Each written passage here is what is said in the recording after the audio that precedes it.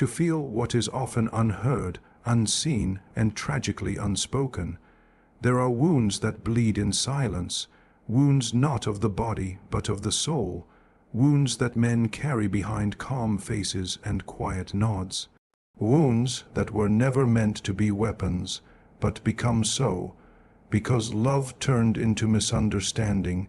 Yes, a man may suffer silently, not because he is weak, but because he has been taught not to speak. So today I invite you to open your heart, not to guilt but to awareness, to recognize these 7 signs that the man beside you, behind you, or perhaps long gone from your life, may be suffering because of you, and he may never tell you. Once he looked at you like you were the sunrise. Now he avoids your gaze, not out of disinterest, but self-preservation. Every glance risks vulnerability. Every look could be the start of a conversation he doesn't know how to have. Not because everything is fine, but because he's already lost hope in being understood. Silence to him is no longer peace, it's surrender.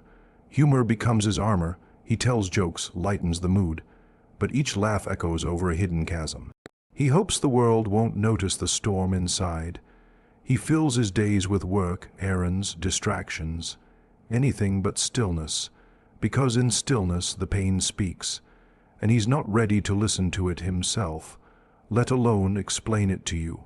He brings you coffee, he fixes the faucet, he remembers your birthday, and yet he doesn't ask for anything in return, not because he doesn't need, but because he fears his needs are inconvenient to you. It sounds like flattery, but sometimes it's survival. If he raises you higher and higher, maybe you'll see his worth reflected in your eyes. Maybe you'll remember that he matters too, not dramatic, not angry, just numb. This is the final stage of silent suffering, where even sadness has nowhere left to go. We learn, we listen, we ask the unasked questions, we stop saying, "He should have told me," and instead ask, "Did I ever make it safe for him to tell me?" Because love isn't just in the grand gestures. It's in the quiet space we create for someone to feel. It's in the ability to notice pain that was never spoken aloud. You have the power to reach out and see someone who is suffering without saying it. Not to save him, but to remind him that his silence does not have to be the end of his story. Maybe the greatest act of love is to recognize the invisible pain someone carries, and to say without judgment, "I see you, I'm here, speak if you're ready." A man's pain, when buried deep within, does not vanish, it metamorphoses. It becomes a silent companion, a shadow behind his every step. The world often sees him functioning, smiling, working, laughing. But what the world does not see is the intricate labyrinth of his inner life, where suffering often resides in solitude. Society has shaped him to be stoic, composed, and resistant to emotional expression. From an early age he is taught, directly or through subtle reinforcement, that vulnerability equals weakness, that tears make him less of a man, and that expressing pain is somehow a betrayal of his strength. So instead of outward cries for help, he builds walls. He smiles with tired eyes. He nods when his heart is trembling. He says, "I'm fine," when the truth is too tangled to articulate. The psyche of a man absorbs hurt differently. It doesn't always manifest through words or visible breakdowns. Instead, it shows up in his withdrawal, in his unexplained distance, in his sudden loss of enthusiasm for the very things that once lit his soul. A harsh word, a dismissive gesture, a growing emotional disconnection. It doesn't wound the surface, it penetrates the core. And because he doesn't feel permitted to express it, he processes it in silence. That silence becomes a weight, and that weight slowly changes him. His laughter becomes slightly forced, his presence slightly dimmer, his energy a little heavier. He may not even recognize himself anymore. What often gets misunderstood is that emotional pain for a man doesn't always come from a catastrophic event. Sometimes it comes from small moments, repeated dismissals, being talked over, not being asked how he feels, or simply being made to feel invisible in the relationship. These may seem trivial to the outside observer, but for a man whose heart once opened itself in trust and love, they feel like betrayals. These subtle wounds accumulate in the unconscious, where they fester. The pain does not vanish. It settles into his posture, his habits, his silence. He may still be present in the relationship physically, but emotionally, he's building a refuge inside himself, far away from the possibility of being hurt again. And then there is shame, a complex, corrosive emotion that thrives in silence. When a man feels that he is suffering emotionally because of someone he loves and cannot speak about it, the shame wraps around his pain like barbed wire. He begins to doubt the legitimacy of his own feelings. He wonders if he's being dramatic, if he's overreacting. He convinces himself that he doesn't have the right to feel what he's feeling. This self-validation deepens the psychological wound. The more he silences himself, the more alienated he becomes from his own inner truth. Eventually, the disconnection between what he feels and what he shows creates an internal split, a fracture in the soul. This suffering is not about blame. It is not about declaring anyone guilty. Rather, it is about recognizing that the emotional landscape of a man is far more intricate than we often allow it to be. The truth is, many men are carrying invisible grief. Grief over being misunderstood, grief over not being seen, grief over feeling emotionally unsafe in the one place that should have felt most sacred, love. He may continue to love you deeply, but quietly mourn the parts of himself he has had to bury to keep the peace. This mourning is not loud, it does not demand attention, it simply stays with him. When he wakes, when he eats, when he works, when he sleeps, it becomes a part of him.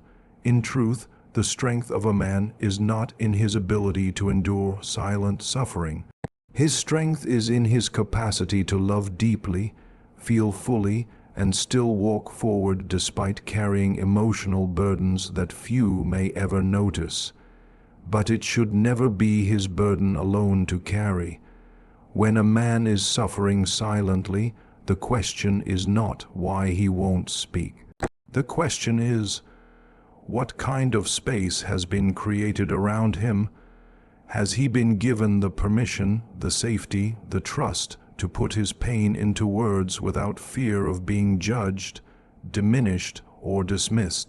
Until he feels that sacred permission, his wounds will remain hidden, tucked behind smiles and casual shrugs, leaving the world to wonder why he changed.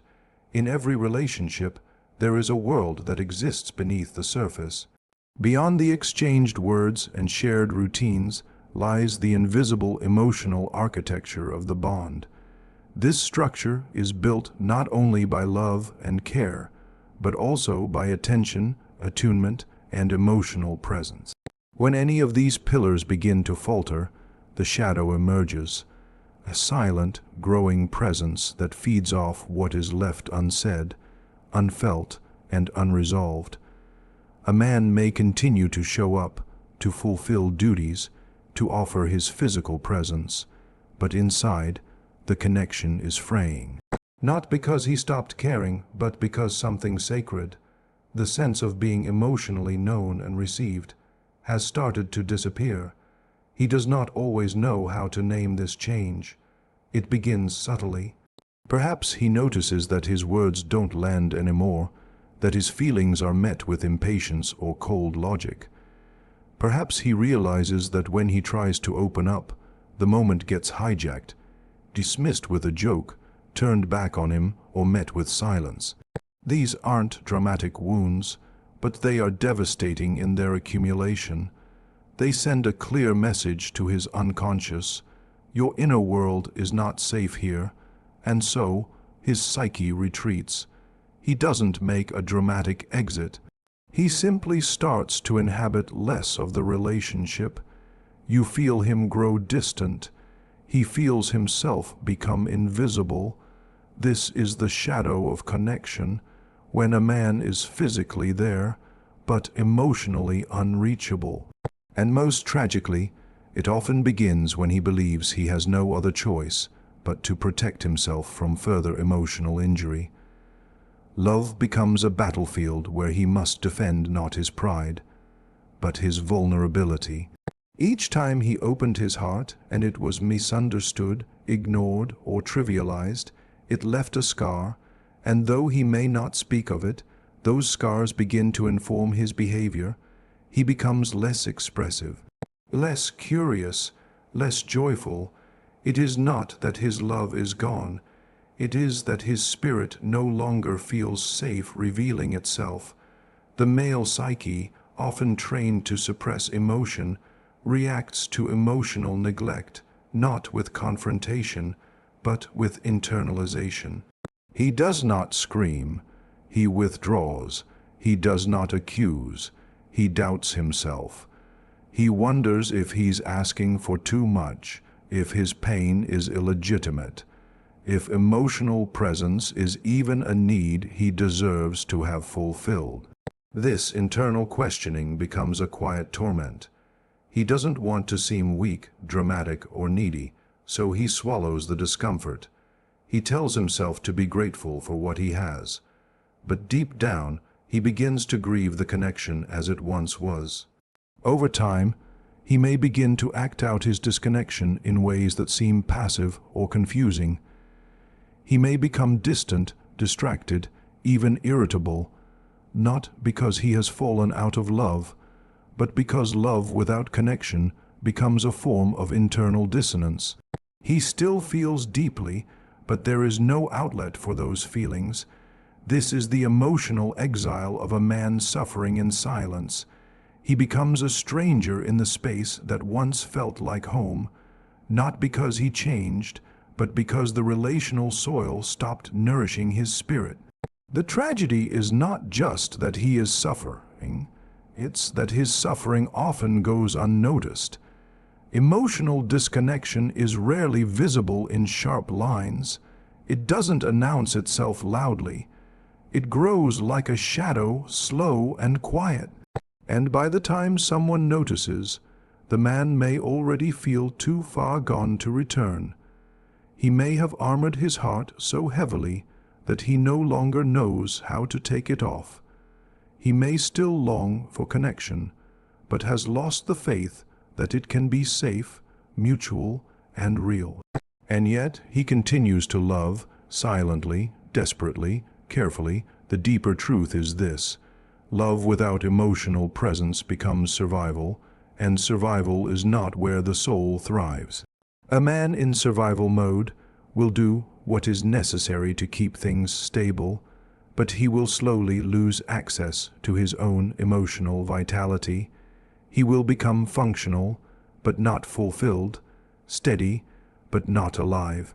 And this quiet erosion is often misread as indifference when it is, in fact, unhealed sorrow. What he needs is not fixing. What he needs is to be seen again, not just in his role, but in his humanity. To be reminded that his emotions are not a threat, but a bridge. That connection is not a transaction, but a sacred meeting of two souls willing to hold space for each other's invisible truths.